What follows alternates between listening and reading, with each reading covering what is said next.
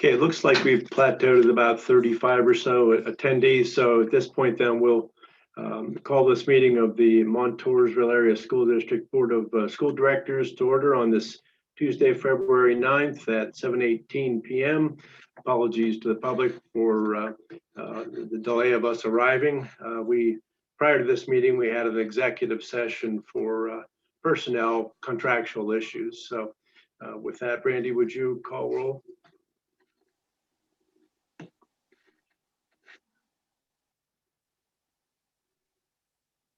Mr. Elber. Present. Dr. Beery. Here. Mr. Kunkel. Here. Mrs. Marriott. I'm here. Dr. Mathers. Here. Mr. Ruffing. Here. Mr. Schimmel. Here. Mr. Snow. Here. Mr. Ulmer. Mr. Ulmer, present. Okay, well, good evening, folks. We'll make note here before we start the meeting into the order of the agenda that we have a supplemental agenda item to add that will be regarding our policy 006, and there will be discussion on that policy and perhaps some action items on that as well. Also in the supplemental agenda, the supplemental agenda has to do with a memorandum of understanding with the support staff regarding President's Day. So again, the other item will be then a policy 06 discussion. So when it comes time for public comment, that policy 006 is it's fair game. It's open for comment because it'll be an agenda item, at least a discussion item. So with that, Superintendent, are there any recognitions or presentations?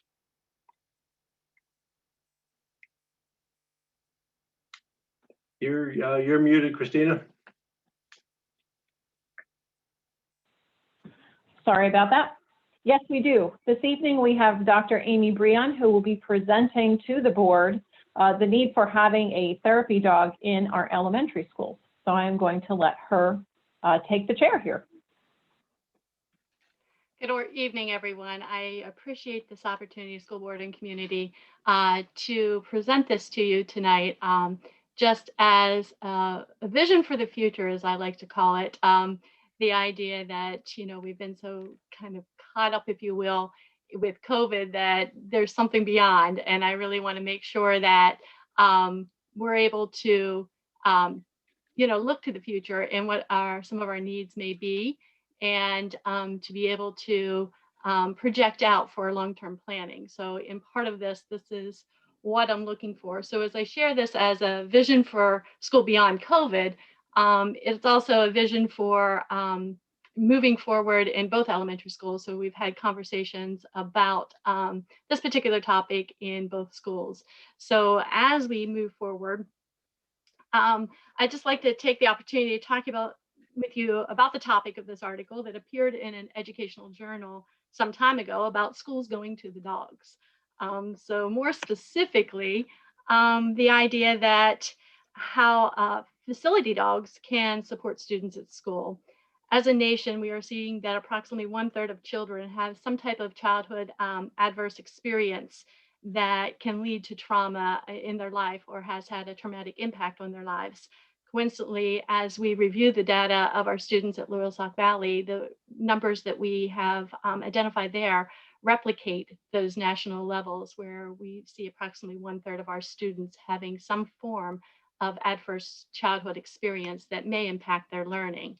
So in research of this and trying to find out, how can we better meet the needs of our students, I've been looking at the benefits of a facility dog in schools. And, I've reached out across our state even, and, we have Leola Elementary and Conestoga Valley School District, and a dog at Lampeter Stroudsburg High School in the Lancaster area as well.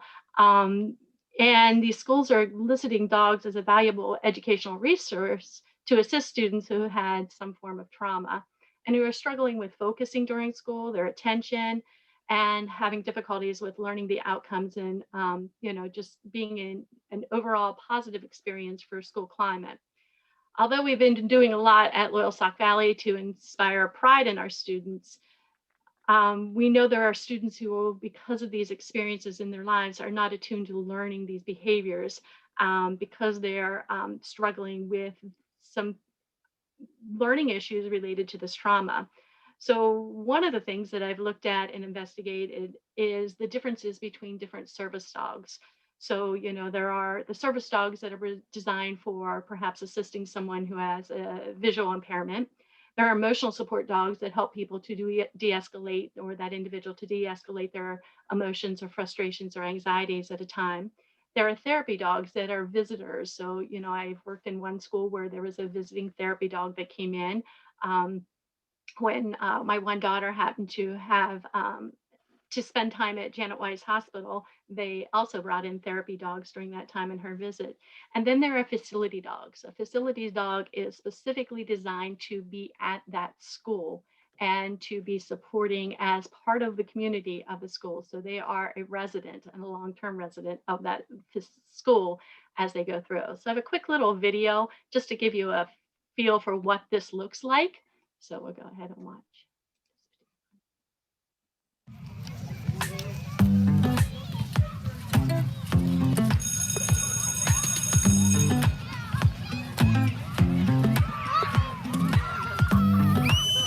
I'm Jonathan Dooley. I'm the principal here at Emerson Elementary School. She'll go into classrooms and just be there and exist and listen to kids read to her. But her main focus, though, is working with kids who are having a rough time. Kids come in, they'll sit down on the floor and just pet her or talk to her, really helping them just kind of calm down and getting them to the point where we can have conversations with them and really develop relationships with those students where they trust us. And really, it's been through the addition of Maple that we've been able to get those kids to talk. We didn't know how badly we needed her, until we got her. And then there's been a big shift in how our kids go about their day-to-day. So she's been a great addition.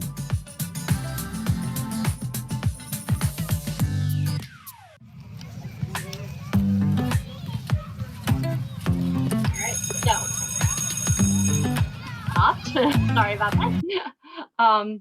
And again, as we look at this, we're looking at the opportunity to be able to bring this dog to the school to be able to be an ongoing support.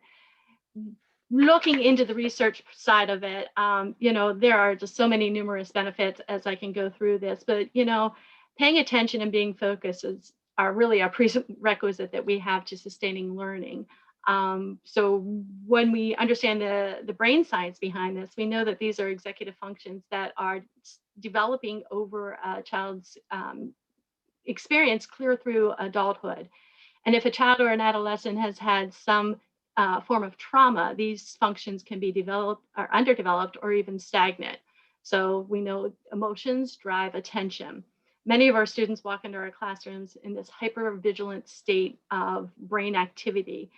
They're looking like they're inattentive, but really what they're doing is they're hyper attentive, and they're really focusing on kind of that flight or fright scenario where they're looking to see where are my threats and my environment, and am I really truly safe here? As they scan their environment, they're really, having stress factors in their brain, and we know that, there's the frontal lobes have very little oxygen, if I can talk, during these times, and that, over long term, these stressors really do impact brain development. So as we look at these numerous benefits, these are all possibilities. However, I want to be very clear that we understand that there are children who fear animals. I actually have a niece who grew up with this kind of extreme fear. We have children that have allergies, but it would always be that the dog would be available. No child would ever be forced to interact with the dog. The dog would simply be in the environment as a resource. We did actually talk to one school that reached out to an allergist, and the allergist was really supportive of the idea that unless the child came in direct, close contact with the dog, it would not agitate the allergies that that particular child had. But in that school, the handlers of the dog knew who the children were that had extreme allergies and, avoided having the dog in contact in those situations for that particular need if a child had concerns. So in just looking at, a day at the Valley, if you will, I just kind of sketched out where I felt a dog might be supportive. So, with a lot of the back and forth transitions that we've had with COVID, but, even weekend breaks, we have kids that are struggling in the morning to let go of mom and dad or just to make that entrance into school. And as you saw in the video, I think that's one place that, would really just help to be an extra support for us as we help children make those transitions. As I moved to that, 8:45 gap, I had a student who was really struggling just to communicate to me where the discipline problem occurred and what was going on. So, just that de-escalation of that opportunity to talk about the problem the child had would have been beneficial. You moved to 9:30 and I was called to 2 different classrooms for second graders and just needing some relaxation, some calming effects to help them to be more successful in the classroom. By 11 o'clock, I had a 4th grader whose 2 grandmothers are in failing health, and the mother is having some mental health issues. So again, just that calming, and we know what the research of having a pet does for an individual and how that helps to regulate the brain functions as well too. It's always helpful when you have kids standing around just to have something else for them to focus on. So those lunch lines. I had at 1 o'clock, a child came to me that a friend had shared with her about being abused. And we have an effect that's called the human therapy, human bond therapy, where people will tell their pets things they won't tell another human being. So I think in those circumstances, it's really valuable. And then we have students with specific disabilities that have trouble transitioning from one environment to another environment throughout the day.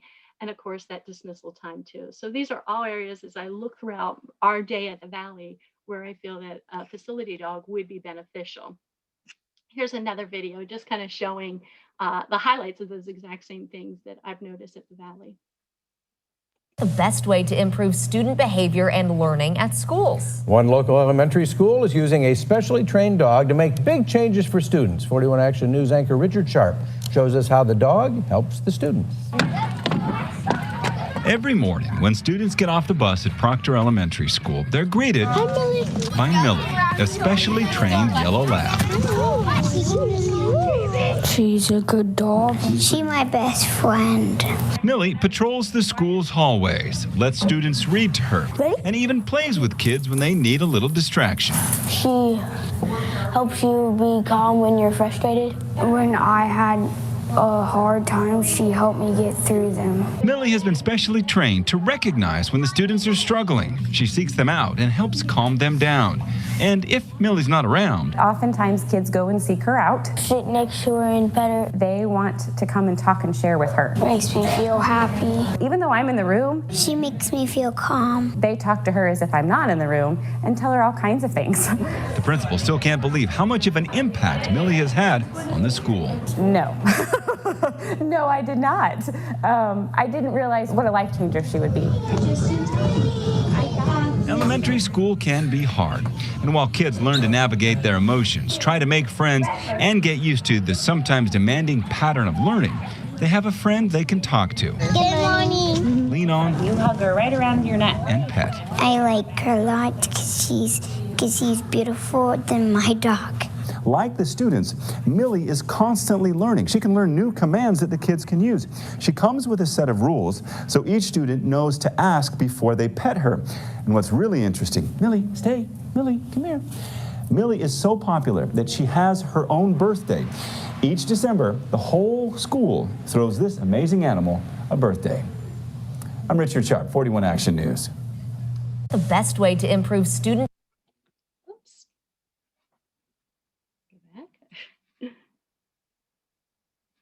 So as we look at this, again, a lot of opportunities. The best way to improve student behavior and learning. Sorry about that. So again, we would be looking to bring perhaps a facility dog into both elementary schools because of the benefits that we see. I've really looked out at different organizations that may be providing, in some situations you have somebody that may get a puppy and train them to become a therapy dog.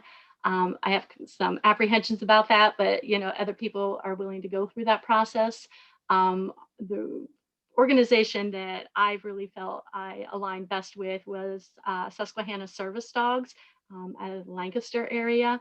And they are affiliated with the United Disability Service Dogs, as well as the Keystone Human Services out of, again, Lancaster area. But they would provide a dog that is about 1.5 years old that has already been trained for this specific function. So there is an extensive application and interview process with that. We would look to perhaps bring the therapy dogs, the visiting dogs into school, just see how the students would react to it. We would have to look at getting some funding, and we're looking for some grant opportunities to be able to do that.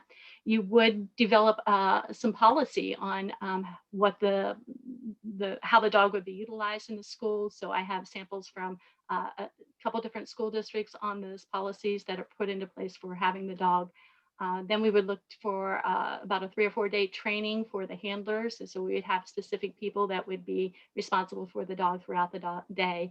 And then we would have the wait time. So when I talked to the organization about 1 year ago, they told me that, we would probably be looking at a 6-month wait. I was recently connected with them and they told me we were up to 18 months to 3 years. So that's why I wanted to talk to you now, just to see if we could begin this process as we look to find, again, additional tools to be able to support our students at school that are experiencing difficulties. So, again, I appreciate your time, but I, am hopeful that we can get some support because I think there's a lot of value, and I'm seeing some other models in other districts where this is being done with great success. So at this point, I'll turn it over. Are there any questions?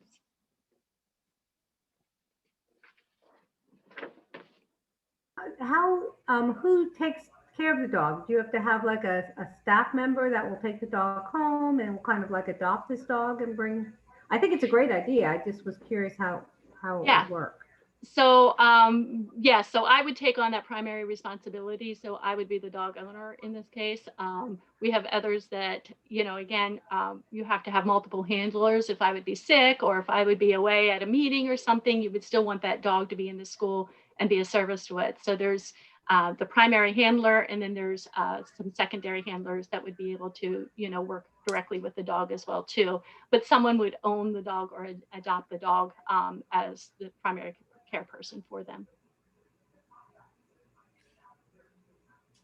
Amy, oh, go ahead, Sue.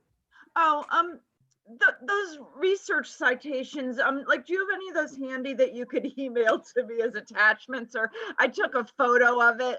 Here, I'm just gonna pull. I can give you the whole PowerPoint. I can send that out to you as well too. Okay. But yeah, I've given my kind of citations here as well too, of where I got all of that and some more.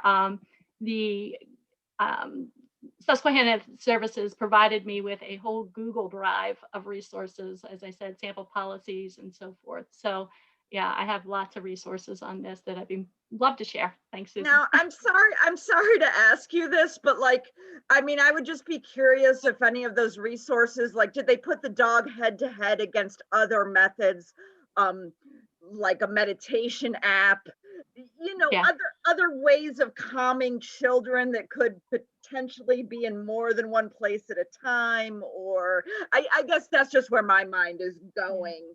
Yeah, and I will tell you, Susan, we use a lot of those already. So those are things, we have in our tool belt. We're just looking for more because the one thing I didn't say, just this past week, the nurse came to me with a student that was frequents the nurse's office just for the fact of sometimes just that emotional connection piece. And she said that, when my belly's upset at home, I usually cuddle with my dog and it really helps me. So, those types of things where what's an extra tool that we might have. So Mr. Snell, I think you had a question as well. Yeah, I love this idea, but I do have some concerns. And one of them being in the video, it showed a lab, and anybody that's had dogs knows that labs have problems with their hips, and they're not a long living dog, and there's a lot of vet bills involved with some breeds of dogs.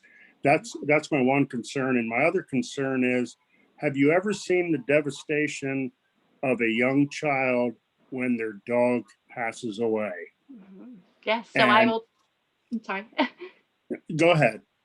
I was going to say, I actually had my last dog was a yellow lab. So I'm very familiar with that breed. The majority of my family has them right now.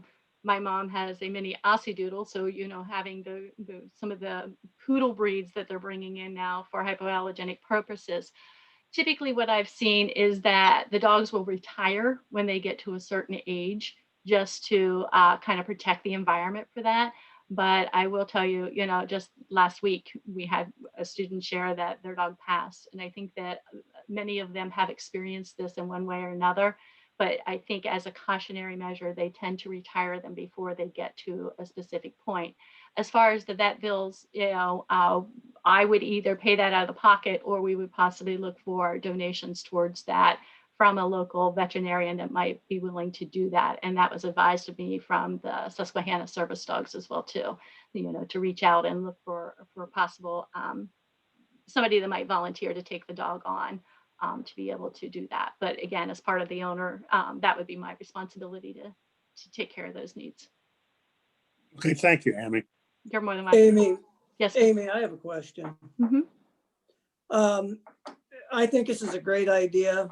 As a 2-dog owner, I would strongly support this. My one concern would be the liability in a situation like this.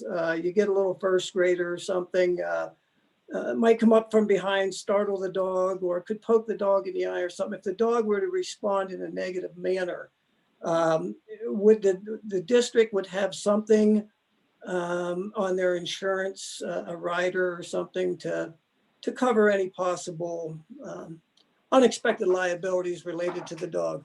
That's my only concern, and like I said, I would strongly support this. Thank you, Mr. Ruffing. So to answer that question, part of the training is to recognize when your dog is in an unsafe situation and to remove that dog as soon as possible. So that piece is a big one. But again, we know the unpredictability of it, and how children react in different situations. So I had talked to Mrs. Smith previously about a rider on the policy, and we do see that as something that would just give us a little bit more support and protection.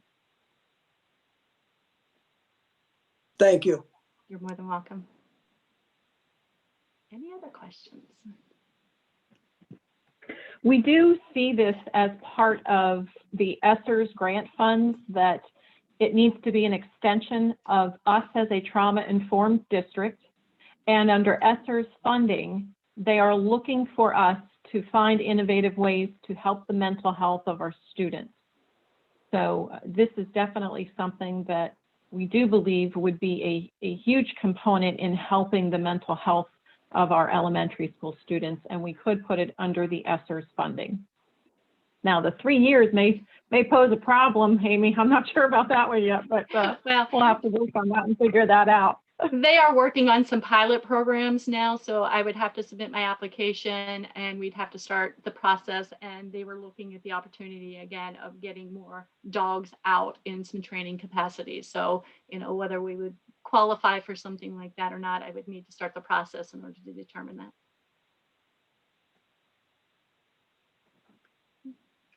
Thank you, everyone. Okay.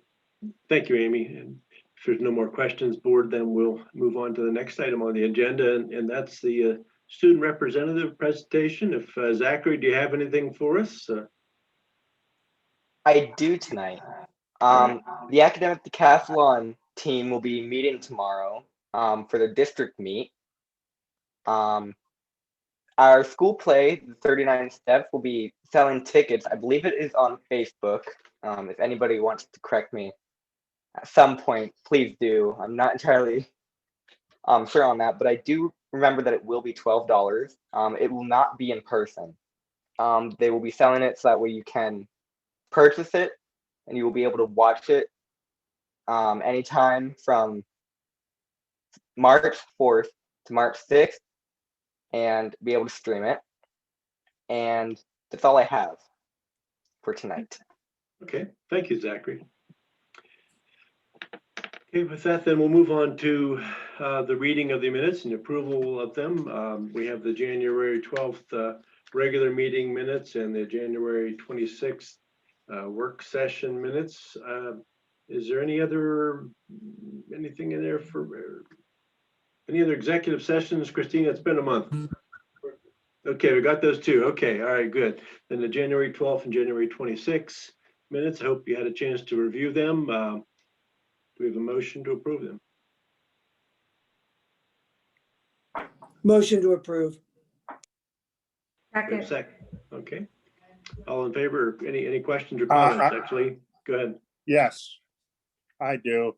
On page 4 of the work session, it states the board decided on a special meeting on February 2nd with a time to be determined. And then in the Williamsport Sun Gazette of January 29th, 2020, there was an article that stated the board agreed to hold a special session February 2nd to consider policy for making available attachments of school board documents prior to meetings. Could you tell me, Mr. Schimmel, why this meeting wasn't held? Yeah, we didn't do it according to our policy. That's not the way you call a special meeting. We didn't do it correctly. And so it was basically a sort of void from the get-go. I think the real reason for the meeting not happening was because of lack of transparency due to a backdoor discussion that happened approximately 25 minutes after the conclusion of the school board meeting. I challenged the Sun Gazette to file a right-to-know request to obtain the emails of the discussion and let them and the public decide on the transparency of this district. Better yet, I would ask that those 6 board members that were involved in that discussion grant permission now to release their emails of that discussion. Then and only then, I will willingly release these emails to the Sun Gazette. Well, the Sun Gazette has that right to request that information. So if they wish to do that, that's fine. That's certainly, as far as transparency, you know what? I think you made a mountain out of a molehill, but you know, if that's what you want to do, fine. The bottom line is we tried to vote a special session. Our policy says how we should do it. We didn't do it right. So that's just all there is to it. Mr. Schimmel, if you remember correctly, when I brought up about possibly changing that policy, that I wanted discussion on it because of the way the policy reads, I'm not the one that brought up the special meeting. That is not what concerns me, that we didn't have that special meeting. What concerns me the most is the lack of transparency and these backdoor conversations that happen. They have got to stop. You're talking about Define transparency, Ron. Danny, no. Define transparency for me. Danny, no. Let me speak to this. He's talking about emails in which conversations perhaps broach over into an item of deliberation that really is reserved for a board meeting. And I sent an email to the board and said, folks, we have to be diligent on this. Even if it's a very small item, we have to be diligent. We can't be offering opinions in emails. Our opinions are meant for the public meetings. And Ron, you've done that in email, so please don't act so self-righteous. Now we're moving on. If you want to talk about that policy later on, we can do that. Right now, we're approving the minutes. So we have a motion, we have a second, we have discussion. Now we're moving on to all in favor, say aye. Aye. Aye. Aye. Opposed? Aye, because what was All in right, the okay, minutes you wasn't what voted, was that's all you done. need to do. Your comment period's over. We can talk about that policy later on tonight if you'd like to. We need to move along with the agenda. All right. So we're now on to, let's see, we've got the reading of the minutes. We had our prior presentation with Dr. Breon, and moving on now to public comment, and public can comment on agenda items, matters of concern, any actions the board has taken, and it's a 3-minute unpaused period. So we ask that when the public raises their hand electronically to speak, that when they have their chance to speak, that they announce who they are and where they live. So Sebastian, with that, if you would open up that window for the public comment session. That window. Okay, with that, we'll move on to the business manager's report. Brandy? Mr. President. You've received copies of the treasurer's report for the period ending January 31st, 2021 for the general fund and the cafeteria fund. We are submitting these to the board for consideration of approval. Motion to approve. We have a second. Second. Questions or discussion? Okay, hearing none. All in favor, say aye. Aye. Aye. Opposed? Ayes have it. We do not have any budgetary transfers this evening. The presentation of the bills, you've received copies of the listing of invoices for the general fund and the cafeteria fund for the period ending February 9th, 2021. We are submitting these to the board for your consideration of approval and payment. Move to approve. We have a second. Second. Second. Randy, call the roll, please. There's discussion, question, sorry. Yes. I have one. Check number 60325, which is payment for the quarter for our resource officer, which is $21,001.60. My question is, what did the resource officer do in this quarter when we were shut down?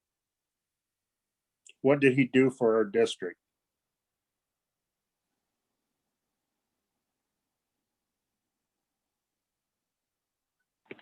Ron, I was not prepared to answer that tonight, but I certainly can ask that of the principals and we can provide a written report for you.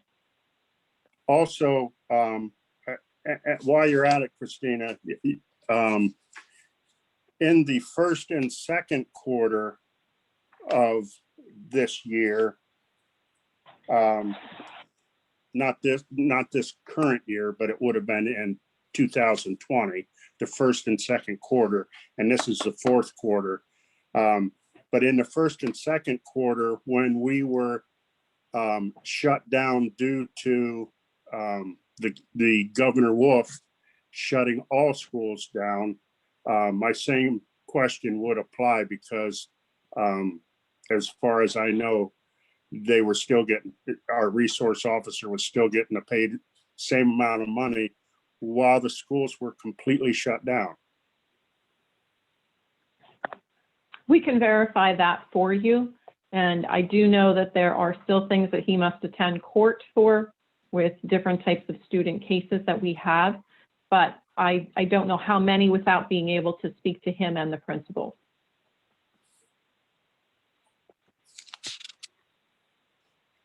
Could we take that check number out and vote on that separately? One more time on that check, Ron. Check number 60325.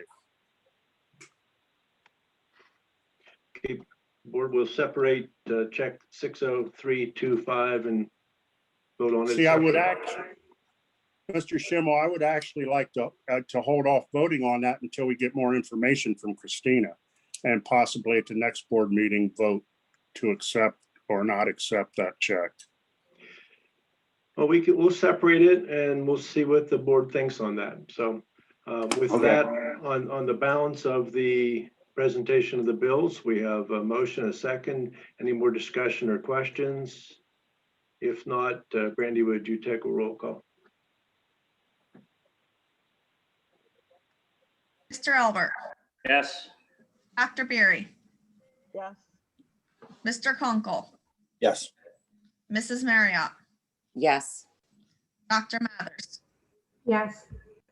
Mr. Ruffing, Yes. Mr. Schimmel, Yes.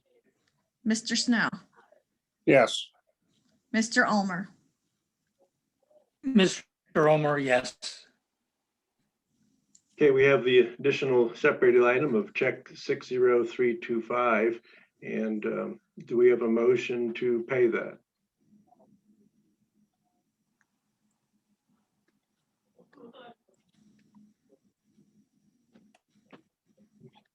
Okay. Hearing none, I just would ask from the business manager, does this present any complications? Does this put us in arrears in any obligations or any penalties associated with this not paying this? I'd have to pull the invoice to check for sure. But it definitely will be a late payment. Brandy, can I Trying jump to in? look for it right here real quick. Brandy, can I jump in here real quick with a question? We have a contract with the borough on supplying that, correct? Yes, we have an annual contract with them. In that annual contract, is there an amount of days that we are guaranteed that he works for the district? I would have to review that contract. Okay. I don't know right off hand, sorry.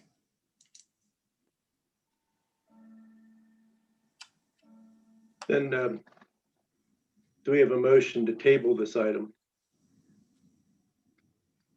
Motion to table. Second.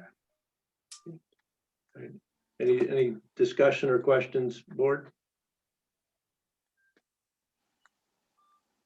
The only thing I'd offer is we may have an incremental percentage to pay on that for being a late payment. But other than that, if the board's pleasure is to table it, then all in favor say aye. Aye. Aye. Aye. Aye. Opposed? Okay, we'll table that item till, and I think if we can handle that at the work session as an agenda item, I think that'd be a good thing to do. So, okay. Next then, Brandy, do you have a report for us of any type?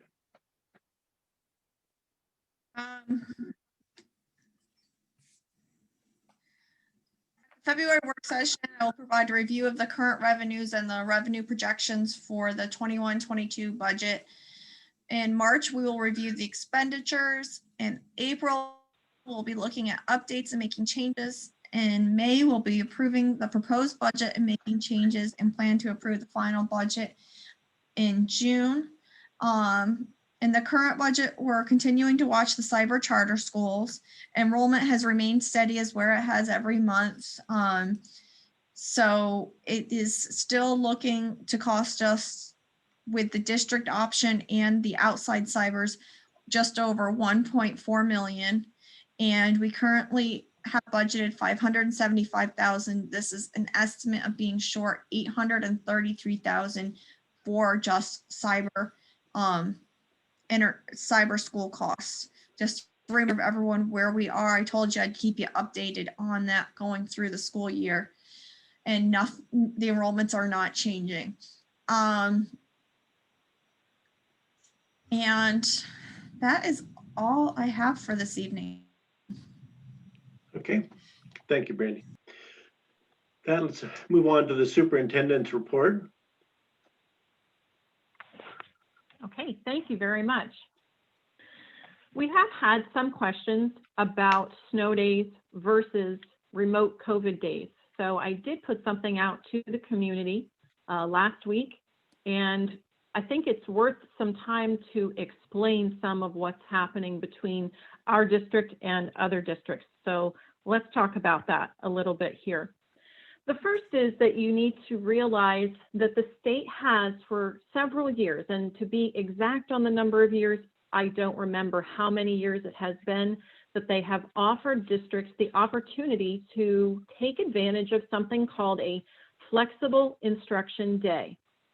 A flexible instruction day was well prior to anything COVID related, and it offered districts who were one-to-one districts the opportunity, if they had any kind of an emergency, to be able to use a remote day, which meant that the learning and instructional processes would be off campuses. Now, to count our days, like we are mandated to have so many days and we're mandated to have so many hours per elementary level and secondary level students. In order for those days to qualify for actual reimbursement and to qualify for the number of days and hours collected, it had to be on school property. The educational process needed to occur on school property unless you were taking advantage of an FID day, which meant a flexible instruction day.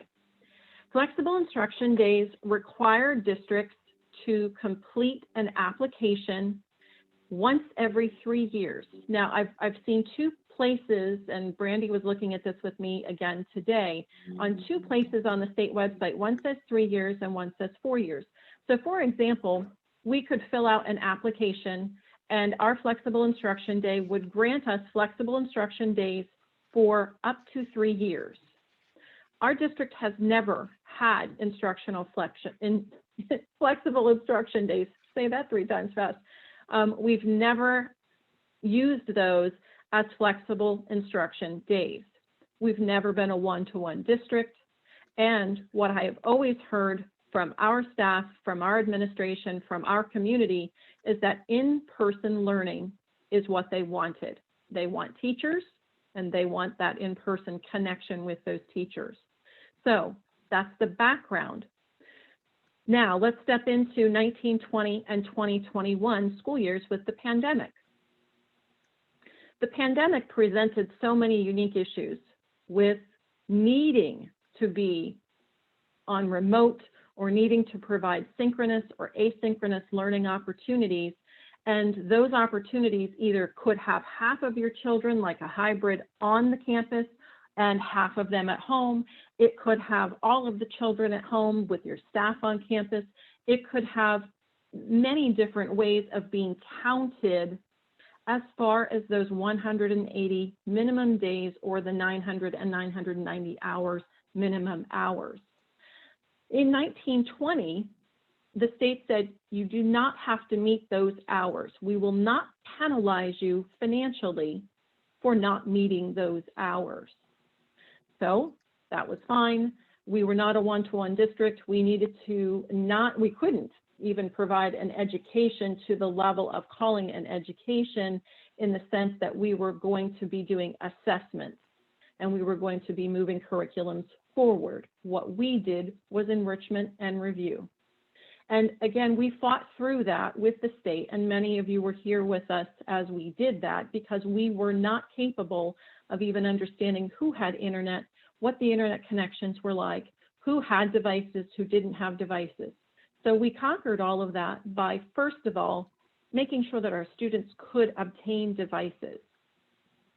And while that sounds pretty simple, it's not pretty simple to do in a pandemic where there are many shortages in supply and demand chains for certain types of products.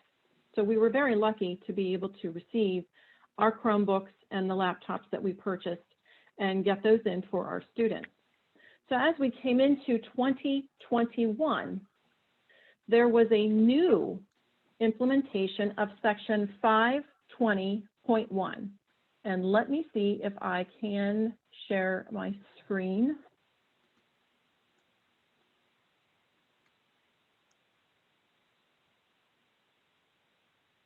1 second, please.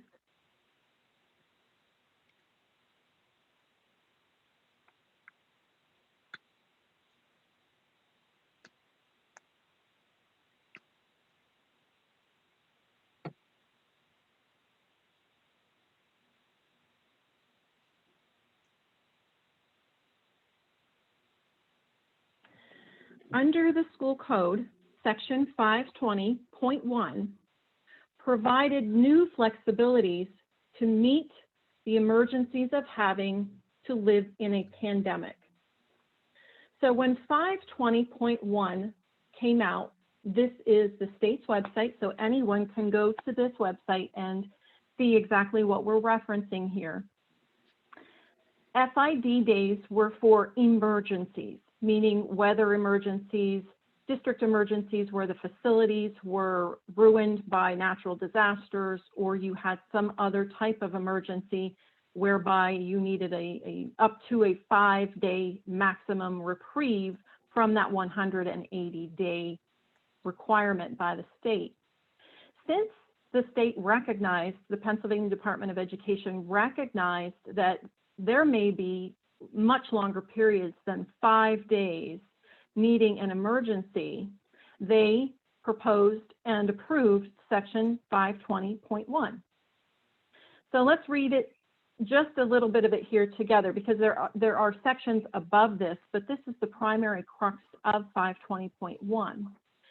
And let me back up and put an asterisk here.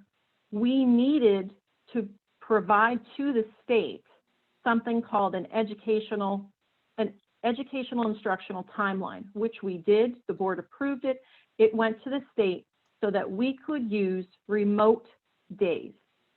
And we did do that. And we did hybrid days, and we did asynchronous, and we did synchronous learning, and we've done many types of remote possibilities where not all of our students were on our campuses. And we're now speaking to live streaming when students are quarantined or in situations where they have medical conditions, talking about that live streaming becoming part of what we use as an instructional method. So 520 is for this year, and it says provides flexibility in the event of an emergency that prevents a school entity from being able to provide for the attendance of all pupils or usual hours of classes. When you look at that sentence appears to give you a broad scope of emergency. When you read the second sentence, it defines what an emergency is. It says PDE considers the World Health Organization declared coronavirus disease, COVID-19, global pandemic, an emergency as contemplated by section 520.1. So remember, 520.1 came about because of the pandemic. And it goes forward and it speaks to local authority being able to be those authorities in the position of discerning when we would be remote and when we would not. If we had an FID prior to this year, we probably could have used snow days as remote, along with having section 520.1 as the other pieces of remote. That did not happen. We do not have FID, and I think I explained clearly why we did not have FID. And coming into this year, I don't know that we had confidence that we could provide remote learning, additional snow days at this point. I even talked about it, I know I did in some board meetings, that, that would be great if we can do that. This is the piece that I believe some school districts are using. Some school districts have both FID and this 520.1. They've complied with all of the 520.1 pieces, which we have as well. But they have those opportunities to go back and forth between an emergency under FID and an emergency under 520. We have the capabilities of using emergencies under 520 because the board approved us to be able to do remote. And then remember, as we move forward, the community shared with us in a 7.5-hour meeting that they wanted in-person instruction. So while we were on a COVID emergency with our district, we did use and had one snow day during that period of time where we maintained our remote status. It was planned. The teachers were prepared. The teachers had the ability of going ahead and knowing that this is what was going to be happening. In a snow day, teachers don't have that ability. At the elementary level, when we were doing remote, many of our staff, probably 90% of our staff, were creating videos and creating different types of assessments for the students ahead of time. When we have a snow day, they don't have that opportunity to step forward and to create not only their daily lessons and prepare, but the lessons then of a snow day.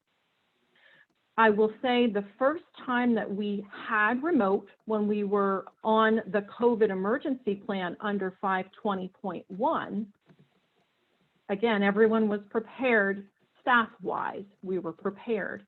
I don't think parents were prepared thinking they were getting a snow day. And I can say that there were many comments about us not allowing snow days. How dare we not allow snow days? Why would you take snow days away from kids, et cetera, et cetera. And that's just one perspective of how we have to look at situations. So we are no longer in a COVID emergency. Thank you, God. We are doing very well, and knock on wood that we are doing very well. We do not have an exorbitant, and by exorbitant, I would say over 50 students out on quarantine at this point in time. We do not have, our numbers are coming down in the county, and hopefully we will be moving out of that substantial phase very soon. But one of the other pieces that we're recognizing on remote is the level of failure, the level of disconnection, I will say, between the students and the staff. The students are not logging in consistently if we are doing some of these remote sessions, unless it is a bell-to-bell type of situation. We heard and we believe in-person instruction is our absolute best option to educate our students. Other districts are offering remote. They either have the FID and the 520, or they have the 520 and they're interpreting it through their legal staff that you can go ahead and use 520 for the emergency. I tried clarifying this again today. I did send 3 emails down to the state. The first 2 did receive a very prompt answer.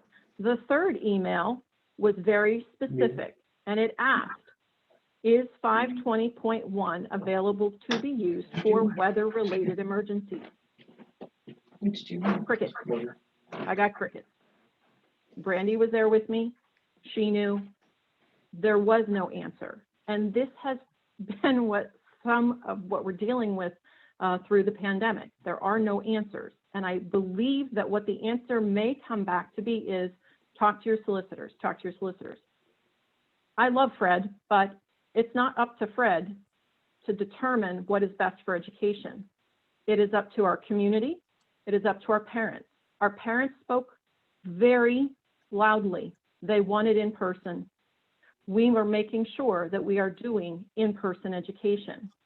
And I want to be very clear that there are those who find it convenient now to want remote.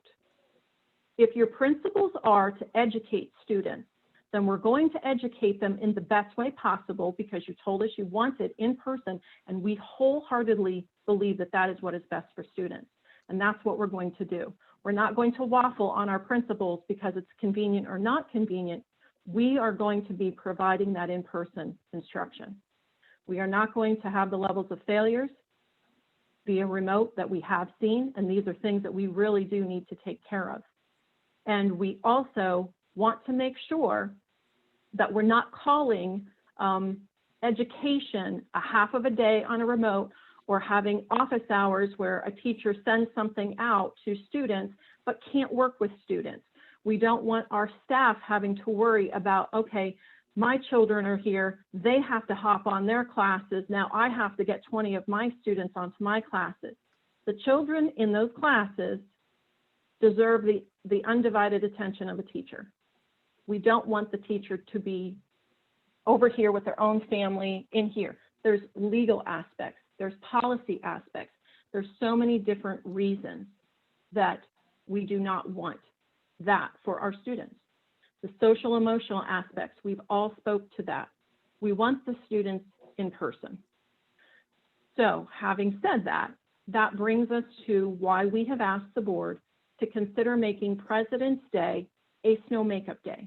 We have used the 2 snow makeup days that were built in March, and this would be the 3rd snow makeup day. Now for today, the board can also consider taking a day possibly away from the Easter holiday and making that the other snow day so that it's not added on at the end of the school year. I think those would be very important to be considered at this point because again, these are valuable in service or in-person days. Days thrown at the end of the year probably are not as valuable. These types of days are days where we actually are doing things for our students to shove those assessments forward because everybody says, okay, the state, the federal government, show us what you're doing to catch students up. If we're on remote, we're not catching students up. If we're in person, we are catching students up. So those are some of the pieces. I was also asked a really interesting question about calendar and how we develop the calendar. The calendar repeats itself obviously every so many years. And when you look at that, you only have so many days based on where those holidays are falling to build in certain snow days. We try at a minimum to build in 2 snow days. If we have a necessity for more, those can either be manipulated, such as a President's Day, Easter holiday, or something else. We have in the past built in up to 4 days, and we've done that through having more than 180 days of school. I think for the past 3 years, we have built in 182 days of school because we felt that it was valuable time to be spending with the students actually in the educational and academic process. Those were days that the union on professional development lowered so that we actually could have more instructional days. If we needed to make up snow days, we do have the potential of reducing from 182 back to 180 if the board says we don't want to use President's Day or we don't want to use the Easter holiday. We already have time, extra time built in. But if we hit a year where we're having no snow at all, we use those 182 days because it's beneficial to our students in our community. So that, I hope, explains to anyone who has any questions. I hope that that helps. And please, if you have anything, email me, let me know, and we can certainly have a conversation about that. What questions do you have? Christina, I have a couple questions. That first major snowstorm that we had, you're saying that we don't have or we didn't supply the proper paperwork that's needed to go remote during a snow day, but yet we went remote. What I'm saying, Ron, is that the questions around that are people are believing that 520.1 also covers snow days. And I do not. I Yes. understand that, but Yes. the first snowstorm, that first day of that snowstorm, we was remote that day. Because we were also in COVID. We also had a COVID emergency. Under 520, we had COVID issues with the numbers of students out and things.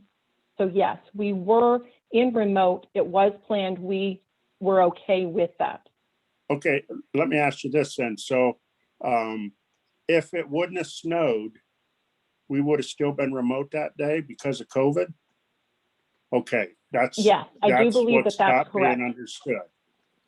Okay, Yes. so then that day was off because of 520.1. Yes. Okay. Yeah, to add to that, we wouldn't even be having this discussion right now if it wasn't for COVID. So when we talk about snow days are snow days. So if COVID didn't exist, it'd be, a day as usual, so to speak. So we wouldn't even be having this discussion.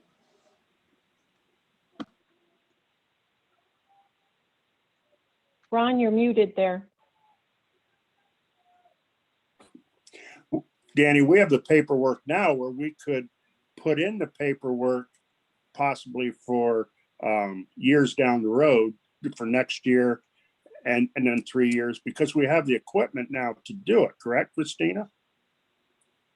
We could, if that is the will of the board. My perception of that is we should really be evaluating and assessing how we've done in remote. We should be speaking to our staff and understanding what the challenges are with remote. We want to consider the live streaming capability as we move forward, which means that the teachers are in their classrooms with students, but they have the opportunity to receive students via the live streaming. But there are many legal and policy implications, and we're starting that process now. We have several policies that we are reviewing so that we can look at these and think them through. We do have legal fingers out there working with us to make sure that we have all of those. But the bottom line is, are the students being successful? And every grant that we get says that we have to provide the accuracy of understanding, are they or were they successful? And right now, in remote, they are not. And we are considering, I will say at this point, and I have shared this with the board, that WOL may not exist next year because of that. So that is something that we need to be really investigating heavily this year.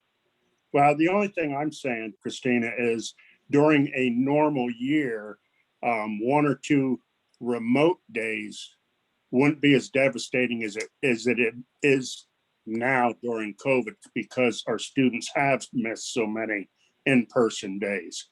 So I don't think though, Ron, from what I'm seeing that people are classifying as the remote day, it's not valuable. I'm like you, I thought that they would be valuable, but if we can't provide our staff with a, hey, here's a heads up, it's not valuable. You're either spending time basically reviewing or enriching. It's not okay, because sometimes too, we also have staff who don't have internet where they live. We have staff who have their own families in their home. I know that these are things that we've done at this point in time, but we've done them without policies and without legal briefing. And I really think that that is not in our best interest to do. And if we're only wasting time remotely, I think we all would agree that we want the best education possible. And what I always heard prior to us ever being one-to-one was that our students want their teachers, that it's the teachers who make it valuable. Let me just close and say, I think everybody knows that I was for, and still am, for in-person instruction in the classroom. The only point I was trying to make is on a normal year, I don't think that 1 or 2 days remote would be devastating to our kids as much as it would be now. Yeah, the other thing I think, Ron, if we had 1 or 2 days, I apologize, Danny. If we had 1 or 2 days, I would rather see them built in like we have done, or I would rather see them removed from the 182 that we try raising that bar just by that little bit. I would rather do that than waste people's time in remote. I also have to share that I heard from parents who were very heartfelt when they said, please have snow days. Our children help us plow, our children help us do things, and we didn't have them because they were sitting behind their computer. And the parents didn't feel that that was valuable. So I think we have to listen to those types of parents as well. Oh, I agree. I agree. We need to continue putting in snow days into our schedule. But what I was getting at Definitely. is if it's a year and people think this is an unusual year, this is how it used to be with the snow. But in a normal year, we probably wouldn't have any more snow days than the 2 or 3 that we normally put into the schedule. So you have to keep in mind as well that we are really behind the 8 ball here on technology. Up until 2020, we decided that we were forced that we had to do something about it. So as a community, as board members, presently, that is not anyone's fault, for that. You have to keep that in mind as well, that we were far behind and with Sebastian and with what we're doing now, we are able to, go leaps and bounds, so to speak, I guess, but it is going to take some time. And I think once you fine tune it all, it's going to be a lot more appealing to everyone and be more acceptable, as we need it, but we were way behind it. So other districts were light years ahead of us, and that wasn't our fault. Christina. Yes, Bill. Yeah, very simple question. I don't know if you can answer this or not.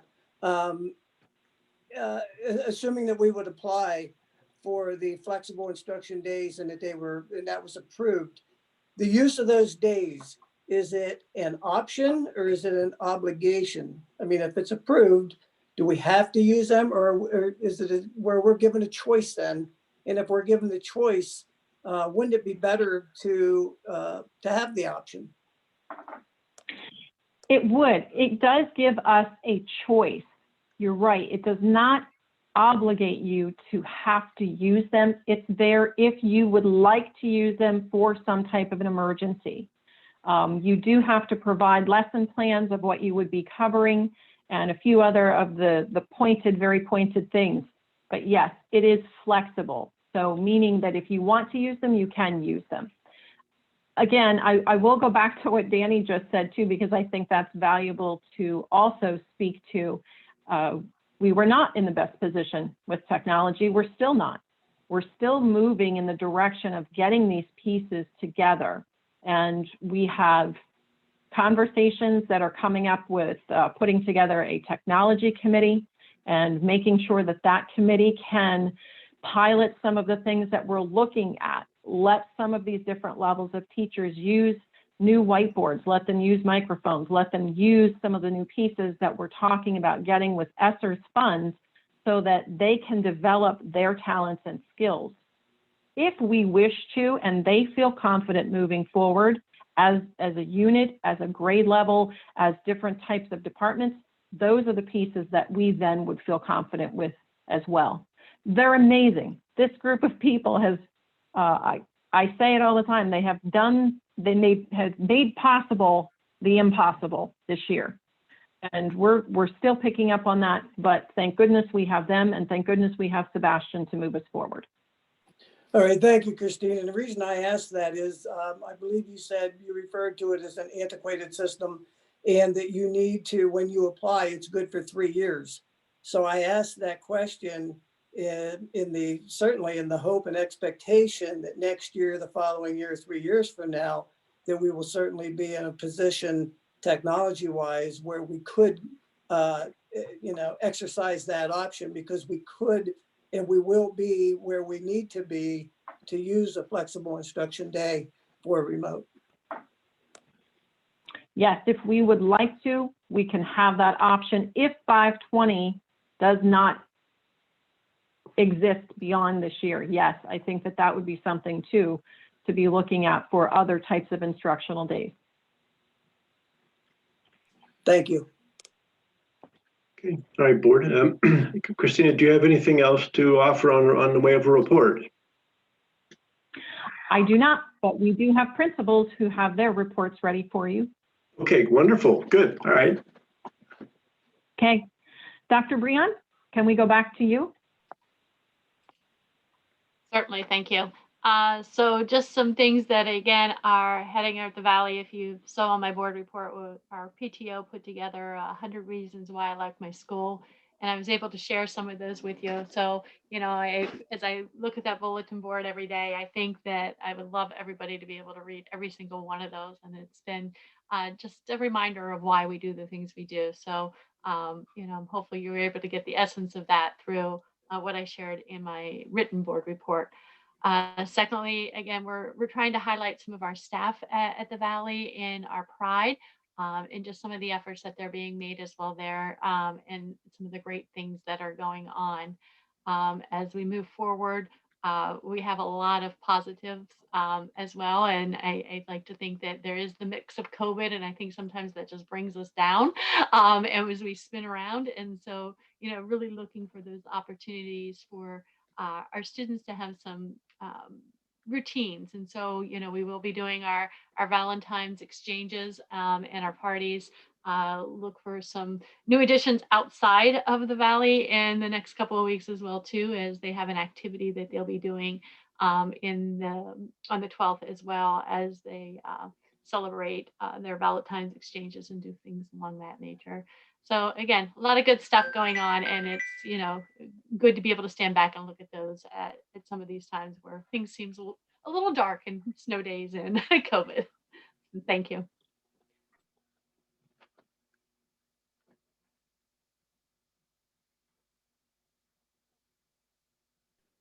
Mrs. Basin was muted, but I assume she'll call on me.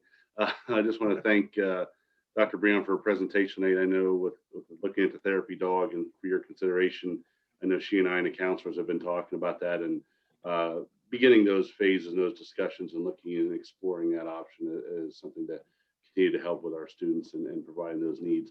Like Dr. Breon said, a lot of things going on this time of year, but you know, Valentine's the end of the week, seeing the little Valentine's cards, it's good to see something normal that we look forward to every year and the kids look forward to. So just a big thanks to our PTO, but also and especially our staff and teachers for all the hard work they continue to do.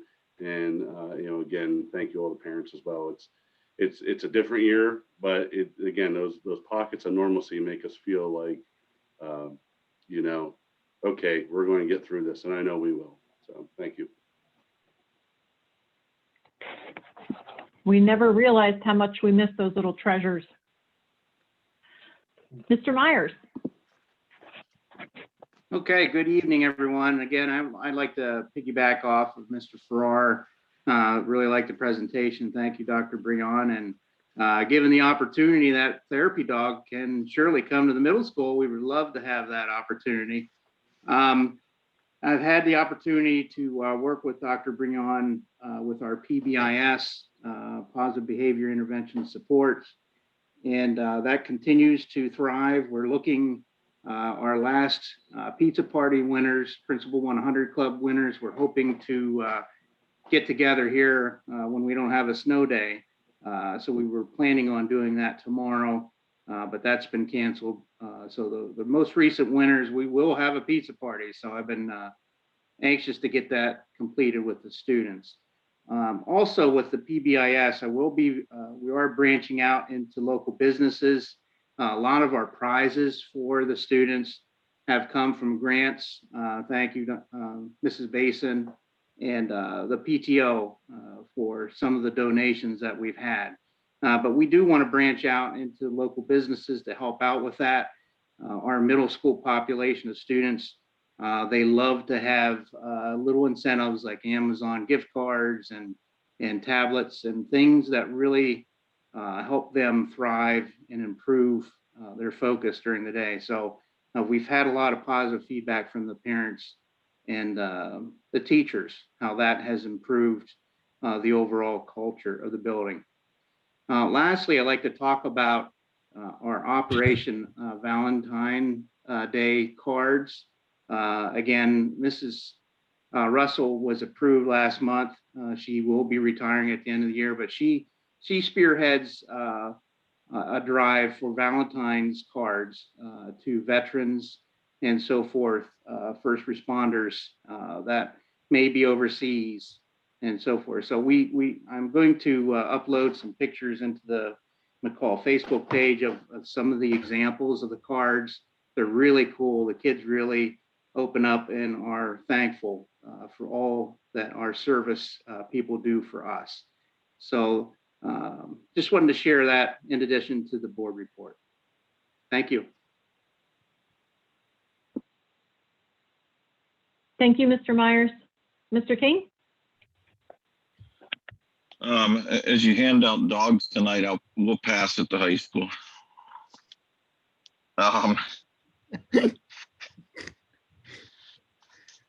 Alex Lacrone finished her run here in the district and regional concert band qualifications, and she has now qualified for all state concert band on the piccolo. This is the second year in a row for her. So congratulations to Alex Lacrone. That news came in today during the snow day. Also, we had a chance to meet with the seniors. We had a class meeting. I've heard us talk about some normal things. Unfortunately, it was split, but still it felt normal because we were able to talk about graduation and ordering caps and gowns. We've gotten through just about 2 full seasons of sports now. There is no reason we can't have a graduation in Memorial Stadium with people in the stands, and that's how we're planning moving forward. So the seniors were excited about that. Our next big thing is figuring out prom. I don't know how you pull off a socially distant prom, but this principal is going to figure it out. At proms, it's hard to keep them 6 inches apart sometimes, but we got to figure out 6 feet. So we'll get a prom for the kids somehow. I'm thinking a big tent in the practice field between the stadium and the school. It will be an event to remember. I just got to figure out how to safely do that, and we will. We're doing some great things right now with our kids and keeping them in school, and the parents have been very helpful in their communication with us on what's going on with COVID in their homes. So that's much appreciated. That of course gets us to stay open, and we're continuing our march to June here. Thank you. Thank you. Thank Okay. you, Mr. Teramian. All right. Mr. King, did you have anything you wish to add? I don't want to ignore you. No, that's okay. Yeah, actually I do. We have 9 students, FBLA members that will be competing in the state competition virtually at the end of February through March 7th. And those that do well will move on to national competition. Wrestlers start their competition they start as sectionals on February 13th, ending at the state competition on March 13th. And we're going to have some kids go on. So that's a good thing. Boys basketball, they will enter districts for the 6th time in the last 6 years, beginning the week of March 1st. So, sports are doing well, kids are doing well, so we're excited. So thank you. Wonderful. Thank you very much. And that concludes our reports, President. Okay. Well, if you would be so kind as to walk us through the agenda items, I'd appreciate that. Certainly. May I have approval for G1, approval of receipt of Plan Con Part K? We have a motion? Motion to approve. Second. Questions? Okay. All in favor, say aye. Aye. Aye. Aye. Opposed? Ayes have it. May I please go out of order and choose G3 before G2, because if we do not have an approval for G3, we can't do G2. Would that be okay? Certainly. Okay. G3, and that is on the addendum. It is the approval of an MOU agreement between the Montoursville Area School District and the Montoursville Area Support Professionals Association. A motion. Motion to approve. Do you have a second? Second. Questions? Yeah, I have a question. Christina, the support staff, the 9-month employees, and also the 260 days employees, they didn't work on the snow day, so they didn't get paid for that snow day, correct? I'm going to defer to Brandy to ensure that the answer would be correct. So the 9-month employees did not work, so they would not be paid for those days. The 12-month employees either need to report to work or they need to take a leave without pay, vacation day, or some type of benefit day if they choose not to work on a snow day. Oh, so they have the option of coming in on a snow day. Yes, it's part of their work schedule. Okay, so For the 12-month full-time employees, not for Right. the part-time. right. So so what you're saying is that it will be a slight increase. It could be a slight increase on what we're paying the employees, the support staff employees for the year, if they chose to work on the snow day, correct? The day is a paid holiday for them, so yes, it would cost a little bit extra because if they did work, yes. Okay. That's all I have. I just wanted to clarify that. But what would be the difference if we added the day at the end of the school year? We would have to pay them for that day? The 12-month employees are already scheduled to work on that day. Okay, it's just 12 months, okay. So it wouldn't be an additional cost then?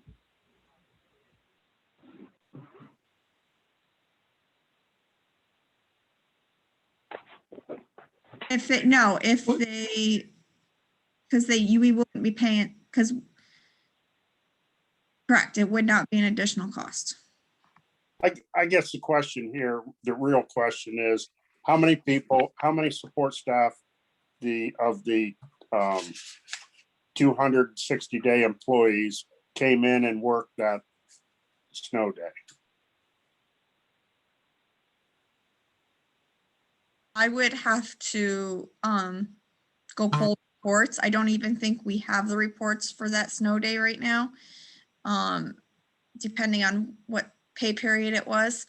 And I would have to look at that, but the majority of them would have taken a benefit day rather than a day without pay. And the majority, the ones that came in would actually be maintenance and custodial. So maybe No, we're talking, the maintenance and custodial are not part of this agreement. This is just the union support staff. So it would be. The majority of the staff are the 9-month employees, correct? So it basically is going to be relatively budget neutral because a lot of those employees would have taken non-paid time and now they're being able to kind of make up for that non-paid day. This is just for those are for just the secretaries, the ones that are 260 days. Which like right, the aides and the others are the 9-month. Yeah. Which, like Mr. Ulmer said, there's very few of them that are 260 days. Right, there's 7 of them, right, Brandy? 7. But actually, the 260 ones are just getting another day off. So it's not actually, I'm trying to think through this as you're talking, and so they're just getting another day off. Paid though. Right, it is paid. So it would be an extra paid day. It's an extra paid day, but it shouldn't cost us more because they're taking time off. They just won't be here for another day. If I can clarify, Mr. Snell, basically, it's a paid vacation day they would normally get as a benefit, but instead of taking it on President's Day, they'll take it at another time when it's, in a sense, neutral, when students, for example, are here, like in the summertime when their supervisor approves, but it's budget neutral. Okay, that's basically what I'm looking for, the answer about being budget neutral. That's all I have. Any other questions?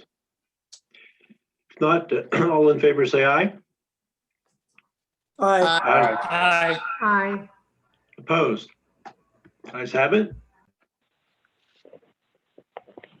G2, approval of the revised school calendar to make Monday, February the 15th, a school day. Motion to approve. Move to approve. Do we have a second? Second. Second. Questions? Okay, hearing none, all in favor, say aye. Aye. Aye. Aye. Opposed? Ayes have it. Under Personnel, P1, approval of the following unpaid leave of absence for a member of the staff who already used 10 unpaid days for the 2021 school year. And you have the employee number and the effective dates of January the 26th through February the 8th. Is there a motion? Move to approve. Second. Questions? Yeah, I have one question, Brandy. Refresh my memory, when we approve an unpaid leave of absence for a member of the staff, they, for that period of time, they pay their own health insurance, correct? No, we do not have that in a contract. Interesting. Okay, thank you. Other questions? Okay, hearing none, all in favor, say aye. Aye. Aye. Aye. Opposed? Ayes have it. Under Transportation, T1, approval of Promised Land busing rates in the amount of $2,430.95 for January 2021. Is there a motion? Move to approve. Do we have a second? Second. Questions? Okay. All in favor, say aye. Aye. Aye. Opposed? Ayes have it. And I do believe that that concludes our agenda items. I think so, yes, indeed. Okay, with that, before we move on to I'm going to committee. be so glad to get back to in-person meetings. This delay is driving me bonkers. You should be my end, Dale. Okay, before we move on to committee Well, reports. I don't know. You can't be any worse than my end. Look, I announced earlier we were going to have a discussion on policy 006 and in particular the peculiar 10-day language clause in it. And we received some information from legal counsel on the history, and even maybe we can translate that into even necessity of that clause. So can we have a discussion? Now, by the way, it's 9 till 9. So we may very well need a motion here in about 9 minutes to, well, actually, we started at. We didn't start until 7:20. 7:20, okay, Right. so, all right, we'll spot some time there. So discussion on this policy 006, that clause under second paragraph under agenda.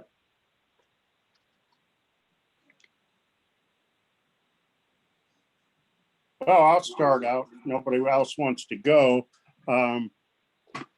Because I think this is a policy that needs to be changed. I think that the community, the public, should be able to get a copy of attachments before the board meeting. Now, I'm saying attachments that don't need to be redacted because, as we all know, there are some attachments that can't be made public, but the majority of them can, and it does no good for the public to obtain an attachments after a vote's already made. They have no opportunity because of that to either oppose or indicate their approval of what that attachment is going to be, what the vote's going to be to that attachment. They need to have a chance to speak their opinions, concerns, or whatever on everything that's voted on. And if they don't have the attachments, they don't know what it is, what it contains that they could possibly be opposed to or even in support of.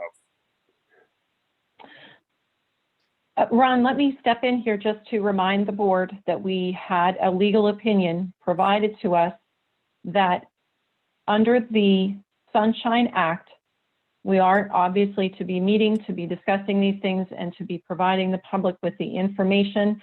And then under the Right to Know Act, we are to be providing any requested items that are actual documents, that are public documents. Our legal opinion was that public documents become public documents after they are voted on by the board.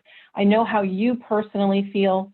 I wished to refresh the memory of the board that that was the legal standing of Sunshine Law, makes sure that it is done in public. The Right to Know law makes sure that public can get actual copies of voted on public documents, that they are only drafts and for the most part until they actually become public documents. So I think that that is something I just wanted to make sure that everyone was clear on.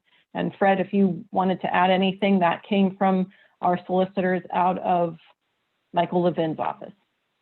But if you remember, that legal opinion also stated that we are the only school district that has that policy, and that the legal opinion was they couldn't believe it, that it's lasted in there that long, and that like I said, other school districts don't have it.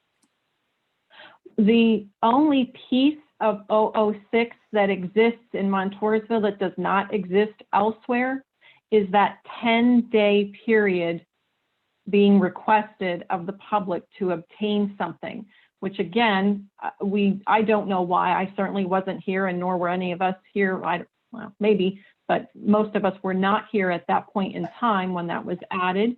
And according to PSBA, it was added locally for some reason. And then according to what the policies looked like, it certainly was added well before the Right to Know law actually now provides the public the vehicle to get any kind of tool that they wish to have after documents are public documents. So then they would have any kind of public documents. That was not the case whenever and whoever put that 10-day piece of information in that policy. That was not the case at the time that they created that. Well, my point being, under Right to Know, other than the ones that need to be redacted for one reason or another because of possibly being personnel, why should we require our public to file a Right to Know under something that is retrievable under the Right to Know Act?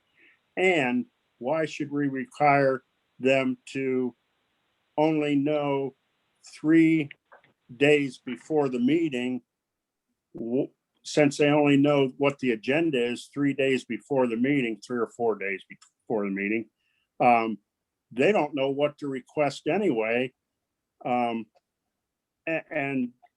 why should we make them request it if it's needs to be released because of right to know under the Sunshine Act? The only thing that I can say when I asked him that question was that under the right to know, the district has 5 days to find the documents and produce the documents, or find reason to redact and wait 30 days to notify those who could be involved in the documents, to notify them first. So I understand what you're saying, Ron, and your position is that you would like to see it this way. I'm sharing what he is sharing. Legally, these are the pieces that are in place to protect the public. And I know you don't want those pieces.